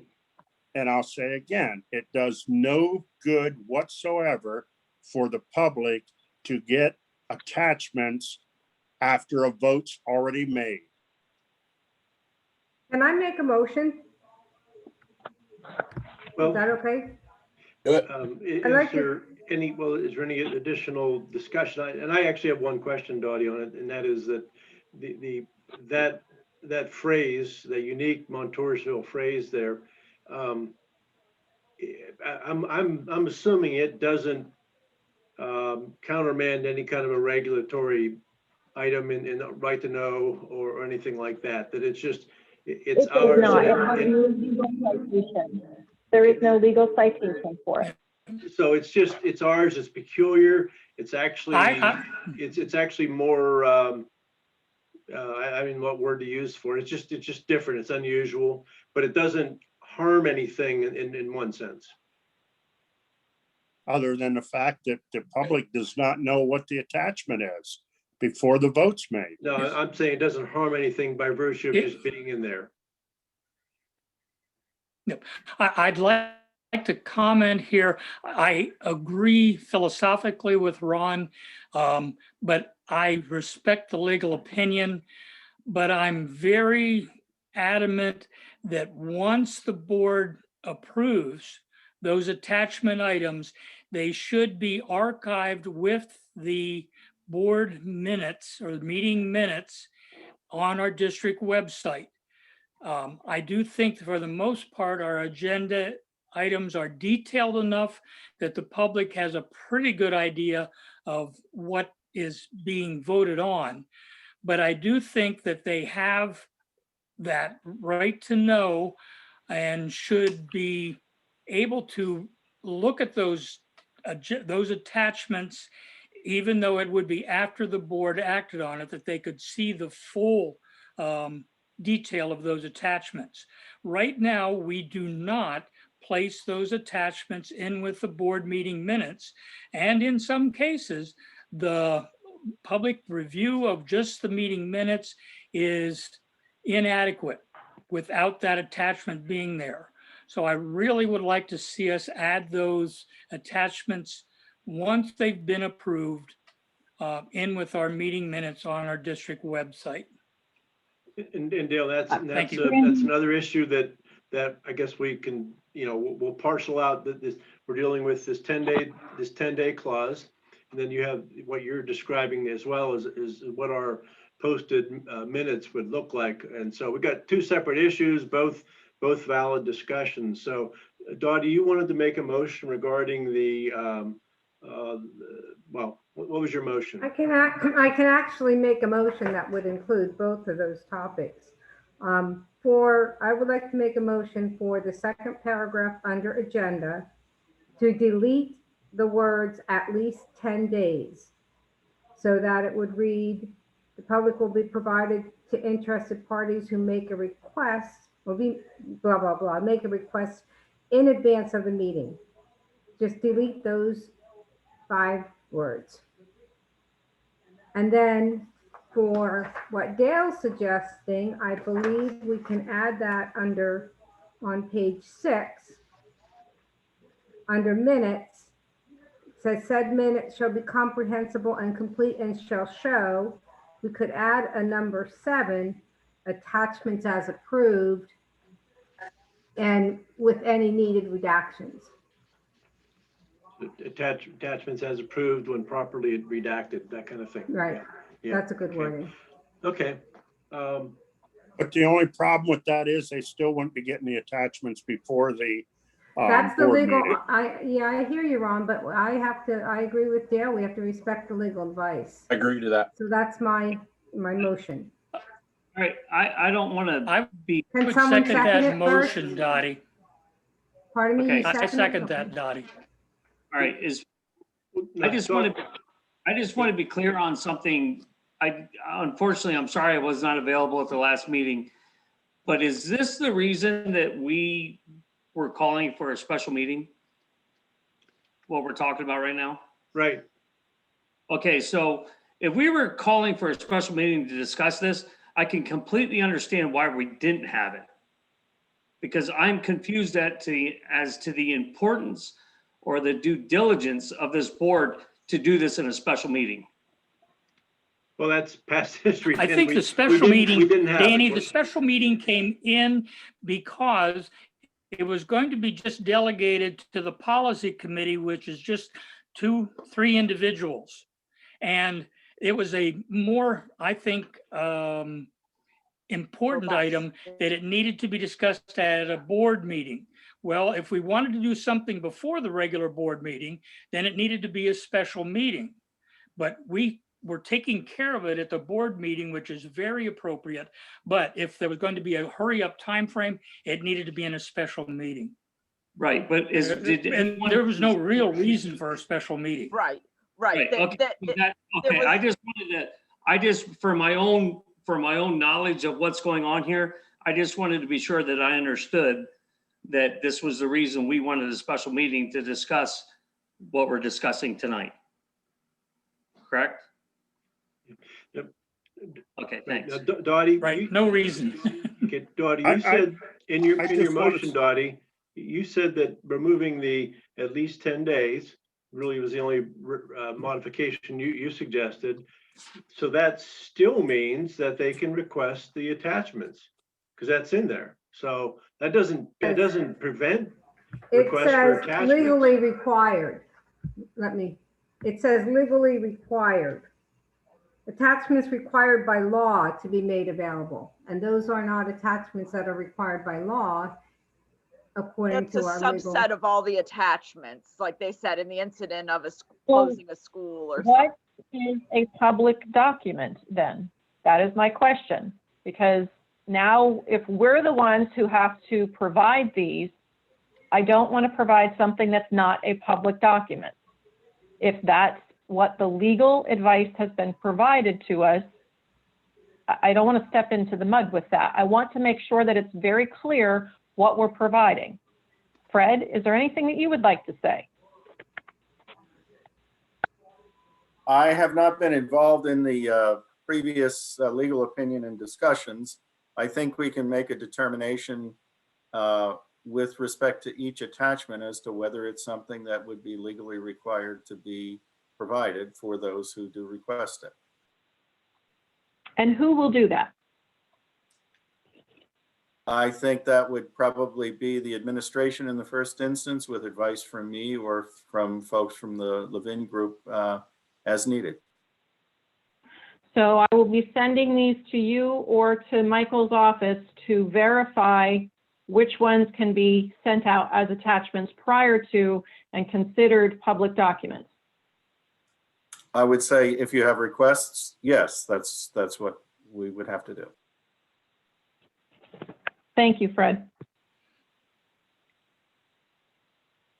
Listening to this, my suspicions are that time in the past where the board put that 10-day rule in, it was to give legal counsel time to review the document and take out and make a determination what was able to be shared with the public.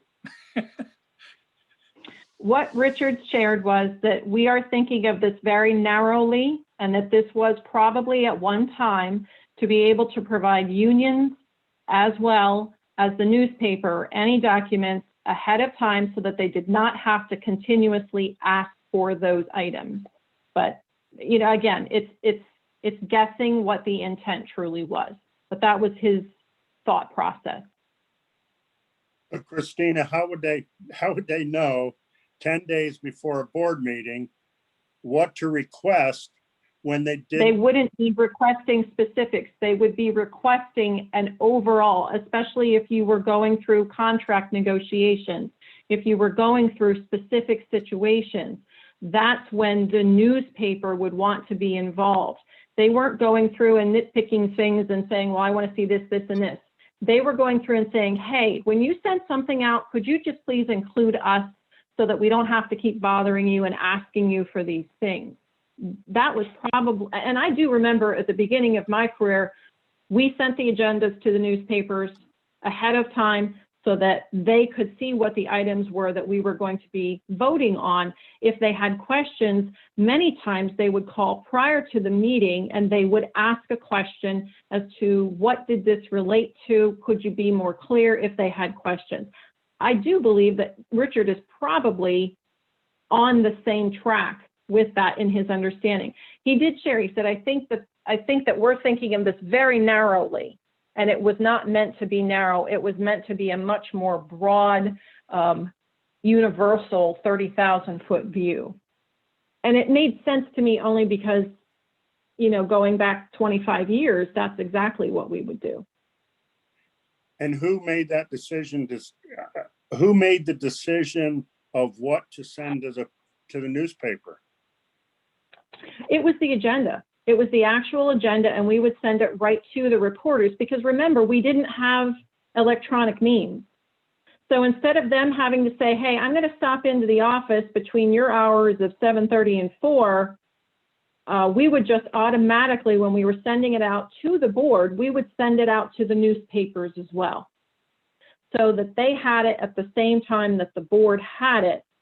It was well before anything could be put on a website. It was well before access was so much easier than it is today.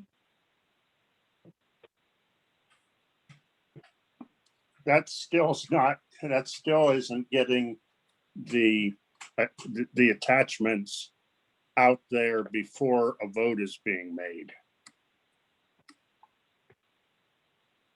Well, the way Dottie framed the motion, other than just removing the 10 days, because we may not even have the package compiled. In fact, we won't have the package compiled 10 days. And 10 days probably isn't necessary because of our electronics. So I still think it's still, you know, the way it's crafted, they can still ask for that information. It's just the burden's going to be on us now to determine, not us, on the superintendent and the legal advice as to what might be implied by that. So we're really not, you know, gutting it. We're just taking a 10-day window out.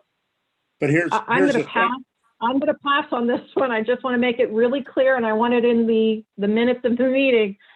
As a superintendent, I am not going to make that decision around a legal advice.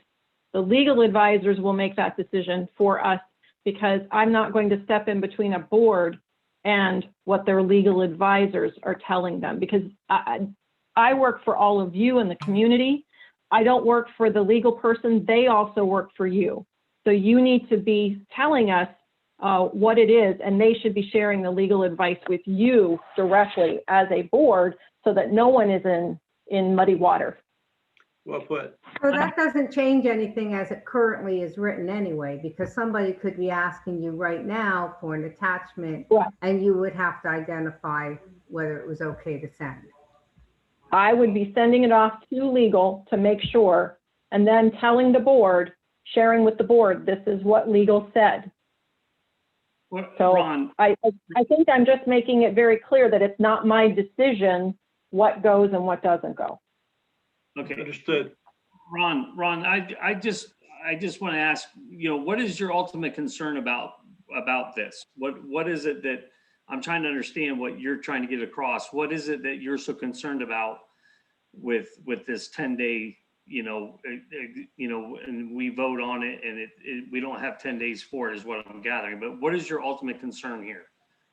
My Right, or what concern, specific attachments are before the vote, so before they're a public document?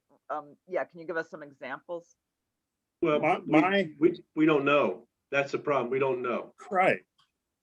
My concern, Danny, is, okay, the agenda is made available to us and the public on Thursday, the Thursday before the meeting. If the public looks at the agenda on the Thursday before the meeting and they see something that's going to be up on the agenda that's going to be up for a vote that has an attachment, and if they put that a right to know request in on that very day that agenda is made available, the school district has 5 business days before they have to release that right to know request for that attachments. And that puts it past when the vote is taken. So the public cannot see that attachment before the vote's taken, Danny. Okay, so, but at the meeting, we are talking about the attachment, correct? Yes, it's the attachment. It's not the agenda we're talking about. We're talking about the attachments. Hang on, I gotta go get my charger and plug my phone in.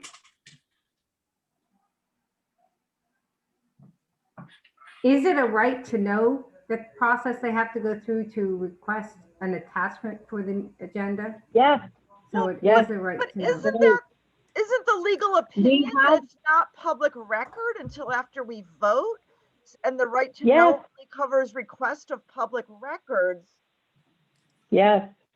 So You I have guess- been advised that way. That's why I keep repeating this. Yeah, we need to follow our legal advice. Exactly. So what I want to know for clarification for myself, what does legal advice tell us to do? Our legal advisor from Michael Levin's office shared that we must do things in public under the Sunshine Law. Every vote that we take, every discussion that we have about public items needs to be in public. Our meetings are in public. They are business meetings in public, and they must be presented that way. We do not, and the right to know law manages all of any requests that we are to be receiving, because the district has 5 days legally to provide public documents. The question is on what is a public document. Nothing is a public document until the board makes it public via the motions of the board. And therefore, once it is something that is public, the board has made it public via a motion, because here's, let me finish and then I'll go back. They've made it public via their motion to do so. And once that has happened, the public has the right to see anything that would not need redaction under the right to know law. But for example, let's say that we're working on a contract and the board puts the contract out as an attachment to the public, but then decides not to vote on it. What if they put the resumes of people, and these are very specific. So, I think Ron is talking about something different than what I'm sharing, but these were the things that Richard shared with me. If we are looking at those things as going out to the public prior to being voted on, but then they're not voted on, they weren't public to begin with. Public documents can only become public via a motion to do so. Ron's point is that he wants that to be different in our district because he wants them to have access to things prior to them being a public document.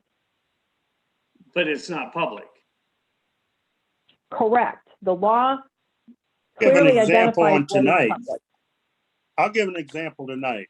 We had an attachment to approve Plan Con, what was it? Plan Con K, Part K. That's an attachment. That it had an attachment with it. That's something that could be released to the public. so the public can look at it.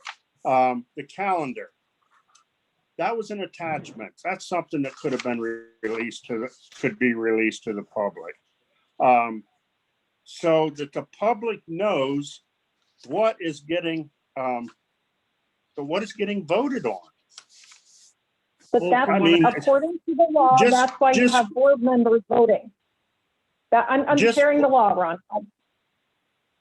So that, from what I'm understanding then, is that what you're telling me is that I get what Ron's saying, but in the same token, legal counsel is telling us that we need to go ahead and we have to wait till these things become public before they can have the right to know on them, correct? Correct. Yeah. And that's coming directly from legal counsel. Yes, this was asked of me to figure it out. I took it to legal counsel. This has nothing to do with Christina Bason's opinion. This has to do with the legal counsel that you hire to represent the 9 of you. Legal counsel also said that our school district is the only one that has it, the 10 days, and that they didn't understand why it hasn't been taken out. That's So what correct. happens? And they went, What happens if we take it out? if you take out the 10 days, we're the only district that has it, according to PSBA. Nothing happens. It was put in well before the laws protected the public to be able to collect the data that they wish to have. It was something that is ancient of days, before technology. So it's something that shouldn't probably be in there. If we can't identify its purpose, it shouldn't be in there. So Dottie's motion of removing it is accurate. And we're one school district out of 600 that has it. So what happens if we get rid of it? Nothing. Nothing. It's still the same. It's still the same, right? So we still can't discuss anything until it's public. Or we Well, can't. that's a All right, board. separate thing. Okay, board, it's now 9:18. We're at 2 hours. Do we wish to entertain a motion to extend this meeting for 30 minutes? Motion to extend. We have a motion by Ron to extend it for 30 minutes. Do we have a second on that? Second. All in favor, say aye. Aye. Aye. Aye. Opposed? Okay, clock's ticking. Okay, so regardless if we, even if we take it out of there, so it's not in there, it's still our responsibility that we still, if there's an attachment, it still has to be a public issue. It still has to come before the public before it can be even to be a right to know, right? Something happened to your volume, Christina. My apologies. According to the legal advice that the board has received, yes. Okay, then what's the problem? I don't know. Well, we have 2 issues here, Danny. We have the 10-day issue, and we also have the issue of making them available before a vote's taken. So there's actually 2 issues here. You can't make it available before a vote is taken. We've already had the legal counsel on it. You can't do that. It has to be done after we make the vote. No, I disagree. I don't think the legal counsel said that you should not make these available. I think legal counsel is saying this is not a necessity. It's arcane, it's antique. It doesn't need to be in there. So they didn't say, I don't think they're saying, don't make it available. I don't think it's saying that. You're 100% correct. So the question is, That's not what Christina said. She said that they said we could not put it out to public until we voted on it. What legal counsel said, and I will make sure if we wish to have him here that we have him here, but he's not going to give you legal advice publicly. I'm sharing with you what he has shared with me. I'm giving you what he has shared. Maybe that shouldn't happen. A document cannot become a public document to be requested under the right to know law until the board makes it a public document via motion and approval. That is what he has shared. Now, attachments are attached to motions. If you wish to change and you wish to give out attachments ahead of, like Ron is suggesting, ahead of them becoming a public document, then what Dottie's motion would do is allow that, but it would go to your legal advisors first for it to be measured, I will say, so that you can go ahead and say, sure, that is an attachment that can go out if someone requests it.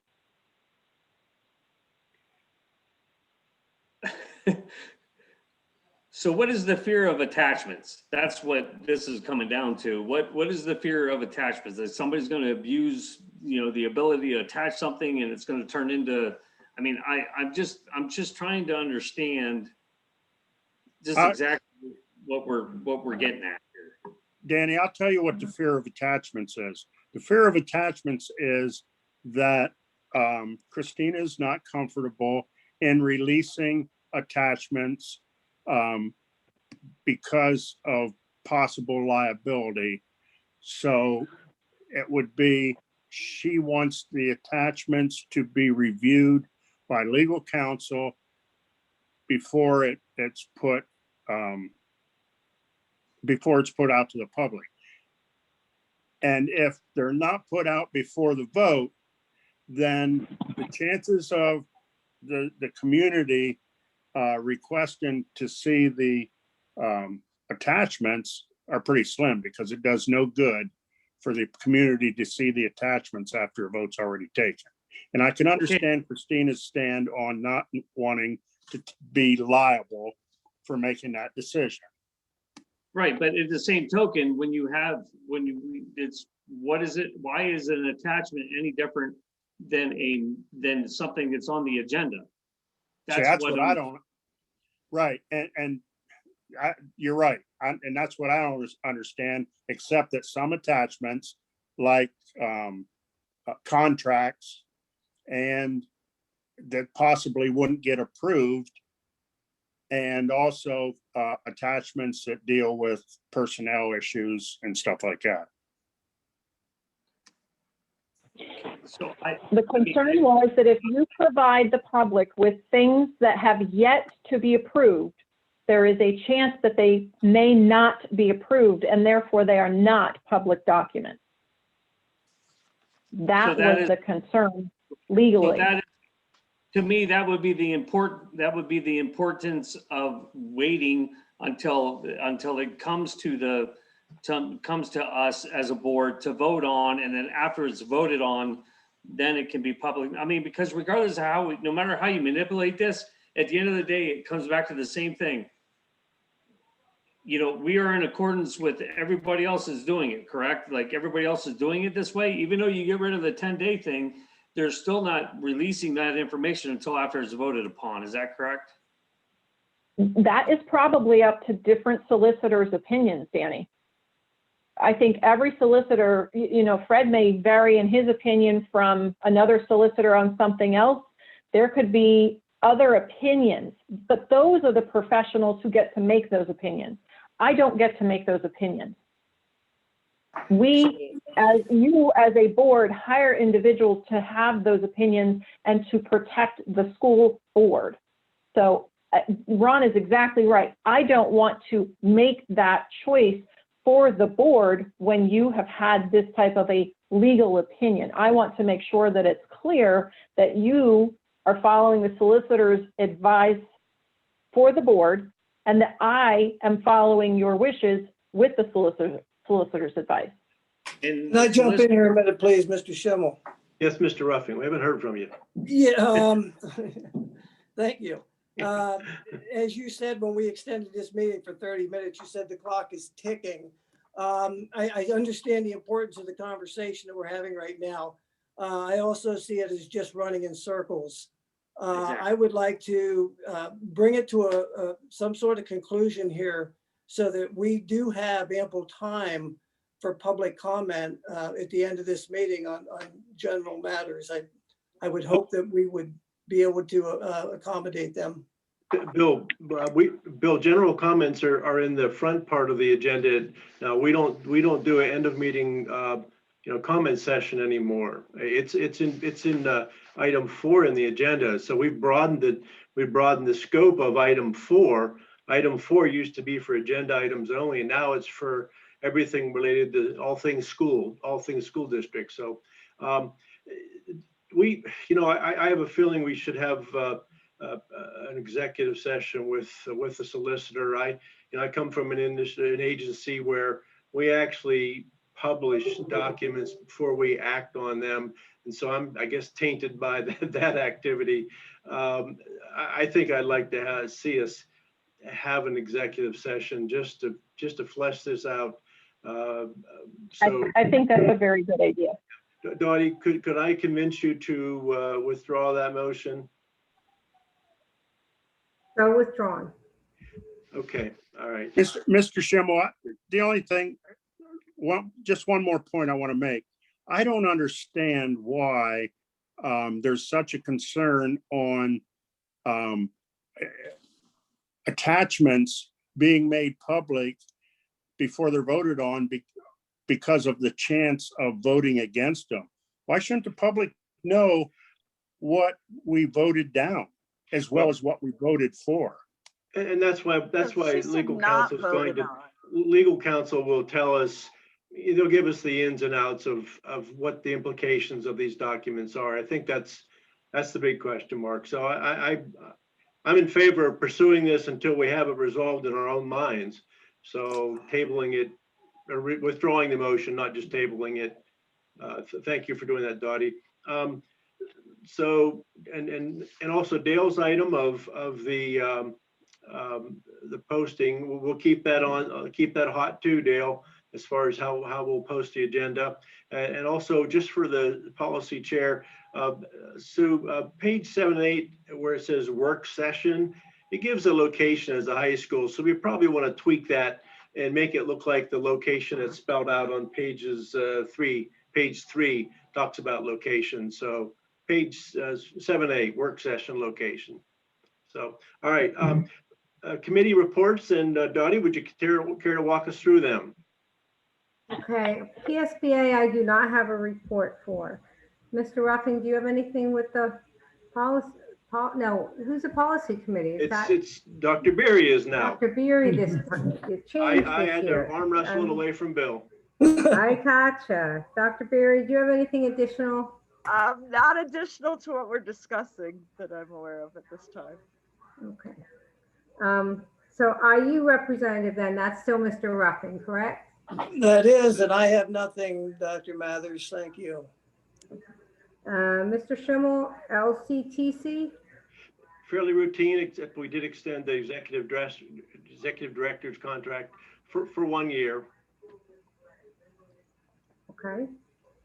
Mr. Conkle, Memorial Gardens all snowed in? All snowed in, no report. Okay. Mr. Ulmer, anything on the budget? Just a reminder that Brandy will be using time at our work session later this month to look at revenue in our current year. Look forward to that. Mr. Albert, Buildings and Grounds. Other than the fact that our kids are in school, and they're going there, other than when it snows, of course, but they're in school. So, our buildings and grounds are housing students, and that's awesome to see. So hopefully here, we can continue with that. Yep, for the rest of the year. Absolutely. Yeah, absolutely. Mr. Ulmer, Montoursville Foundation? Still being fairly inactive due to the social restrictions of our age. So nothing to report. That will get better too. And extracurricular, Mr. Conkle? Hopefully, yes. Nothing to report.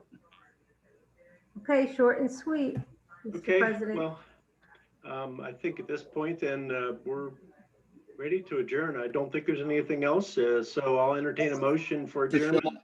Mr. Schimmel? Scott, yeah. Scott.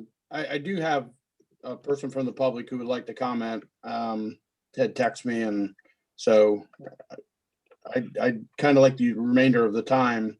I realize it was in 4, but if the board's willing to listen, and I think it needs to be people who did not commented originally. Yeah, Scott, before we go to that, I got one more thing I want to share with the public and the board. I want this to be a reminder that, none of us asked for this. Through this whole process that we've gone through over the last, 8-9 months, none of us asked for it. As far as things that have been mandated, nobody on this board, nobody in our public asked for it. It is certainly something that they implemented, something that they wanted. So at the end of the day, let's just do a self-check and make sure that we understand that what this board and with a lot of the things that have been decided upon have been decided for us. So at the end of the day, administration, same thing, it's been decided for them. So there's a lot of things that need to be taken up with people in Harrisburg and on a federal level if you want to take it up. But at the end of the day, I tip my hat off to our administration, to our, to the people, our staff, everyone, for doing the things they've had to do. Not because we wanted to do them, but we were forced to do them. So I want that to be known and understood. And, it's just, you can tell a lot about somebody's character through this. And as far as our administration and our staff, it shows a lot about their character. So thanks. Well said, Danny. Okay. Scott brought a request that there be 5 minutes of public comment for a specific individual. Look, board, it's, frankly, it's your decision. Well, Dave, I think we just changed that policy, and I just feel like if we open this can of worms, then it's going to be, why did we change it? Yeah, no, I agree. So look, agenda item 4. Agenda item 4 reads public comment on agenda items, 3 minutes per person. Residents and taxpayers may comment on matters of concern, official action, or deliberate. I think it should have said deliberation before the board. So any of the items that are on the agenda, items of concern that pertain to the school district, it's pretty much wide open, and that all occurs under agenda item 4. So we consolidated the public comment sessions to agenda item 4. So we meet in 2 weeks. I hope the individual will sit tight, and we always have email available, and email always, we can review email over and over again and get the flavor of someone's thoughts. So board, I'll entertain a motion to adjourn at this point.